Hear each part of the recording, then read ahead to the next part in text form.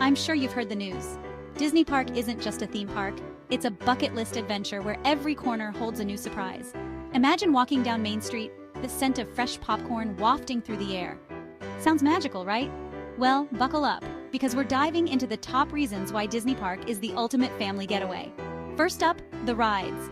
From thrilling roller coasters to enchanting carousels, there's something for every adrenaline level. And hey, ever wanted to battle space aliens with Buzz Lightyear? Well, at Disney, you're not just watching the adventure, you're in it. Next, let's talk characters. Where else can you high-five Mickey, twirl with Cinderella, and swap pirate tales with Captain Jack Sparrow all before lunch? It's like stepping into your favorite movies and stories.